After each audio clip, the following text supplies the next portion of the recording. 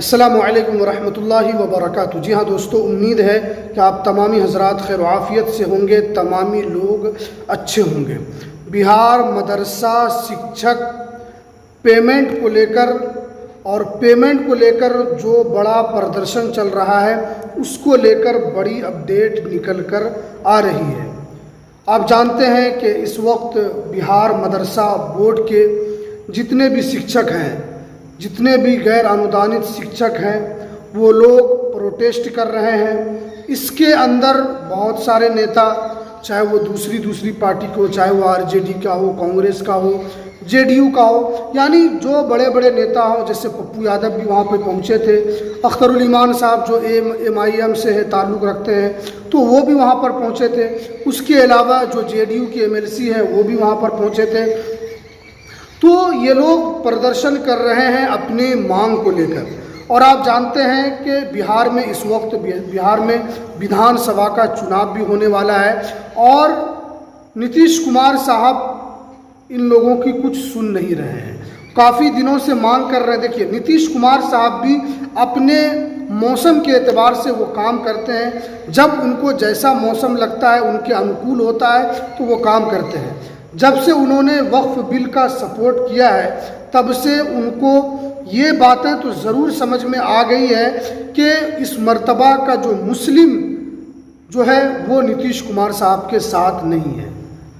इस मर्तबा का जो मुस्लिम है वो नीतीश कुमार से खफा है और उसके अलावा नीतीश कुमार साहब को इस मर्तबा वोट नहीं मिलेगा, ये मुस्लिम लोगों का कहना है।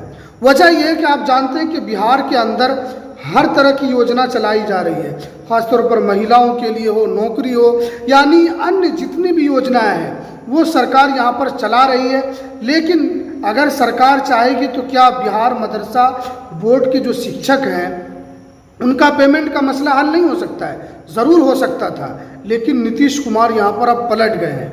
वो अपने इस हवा को देख रहे हैं कि वो हमारे अनुकूल नहीं है, इसलिए बहुत सारे शिक्षक गर्दनी बाग में प्रदर्शन कर रहे हैं, अनशन पर बैठे हुए हैं, भूख हड़ताल किए हुए हैं। हर पार्टी का प्रवक्ता आता है या हर पार्टी का नेता आता है कि आप नीतीश कुमार के खिलाफ ये करिए, नीतीश कुमार के खिलाफ वो करिए, हम आएंगे, हमारी सरकार बनेगी तो हम ऐसे कर देंगे वैसे। यानी नीतीश कुमार साहब के खिलाफ हो, या हर पार्टी चाहती है कि हम अपने एतबार से अपनी बात को अपने शिक्षकों के सामने रखें ताकि हमारा भी फ़ायदा हो।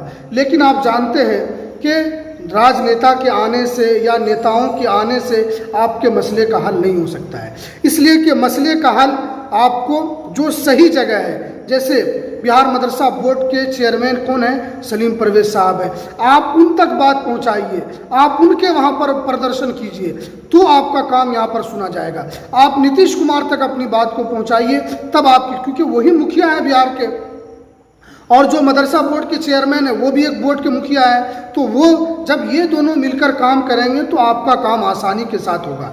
लेकिन इस तरह का धरना प्रदर्शन होता है, ये भी एक सही है कि शिक्षक अपनी मांग को लेकर, ताकि ये तो लगे कि सरकार से मांग की जा रही है, सरकार उनकी मांग को सुने या न सुने। लेकिन क्योंकि इस वक्त बिहार में विधानसभा का चुनाव था और इस वक्त अगर उनकी मांग को मान भी लिया जाता, क्योंकि चुनाव के वक्त में जो काम आगे 3 साल 4 साल में नहीं होता है, वो चुनाव के वक्त में 1 महीने के अंदर हो जाता है। और बिहार मदरसा बोर्ड के जो शिक्षक है वो कितने दिनों से परेशान है, 15-15, 16-16 साल से उनको यहाँ पर पेमेंट नहीं मिल रहा है। क्या हुआ? बापू सभागार में वही हुआ जिस चीज़ का डर था। लोग बहुत ही उत्सुक के साथ गए थे, बहुत लोग आश्वासन के साथ गए थे, और जनाब सलीम परवेज साहब ने भी तमाम मदरसे के शिक्षकों का उनको एक आश्वासन दिया था। हालांकि उन्होंने पूरे बिहार का दौरा किया था, जिसके अंदर सभी मदरसों में जाकर उन्होंने कहा था कि आपके मसले का हल भी किया जाएगा,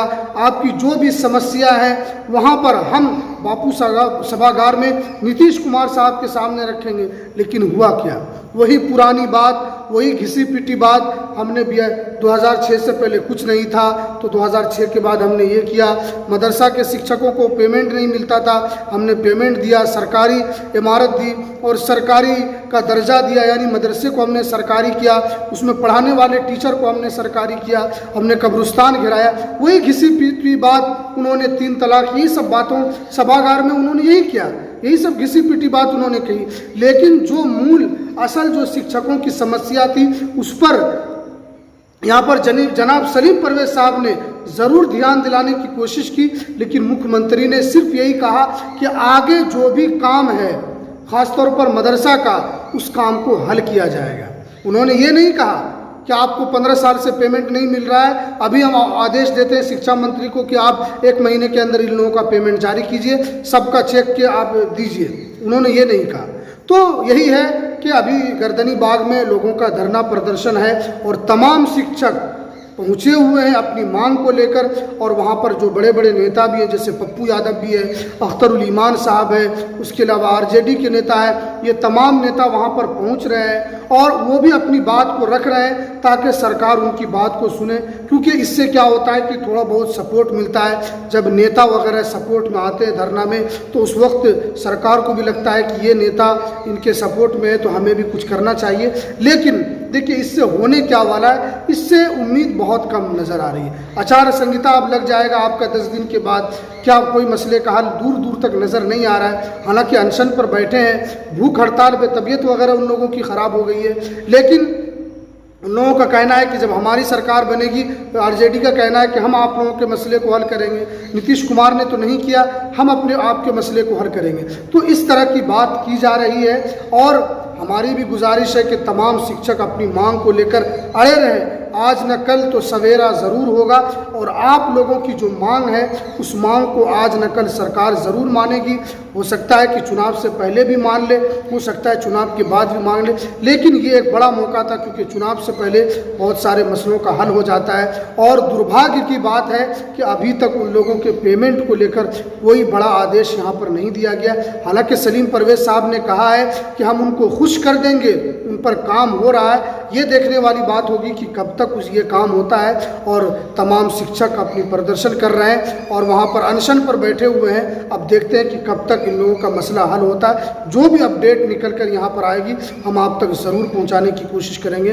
तो चलिए हमें दीजिए इजाज़त, और बिहार मदरसा बोर्ड से रिलेटेड हर बड़ी छोटी बड़ी खबर पाने के लिए आप इस चैनल को ज़रूर सब्सक्राइब कीजिए, बेल की घंटी को भी आप ज़रूर प्रेस कीजिए ताकि आपको ऐसे ही लेटेस्ट जानकारी, लेटेस्ट इन्फॉर्मेशन आपको मिलती रहे। तो चलिए हमें दीजिए इजाज़त।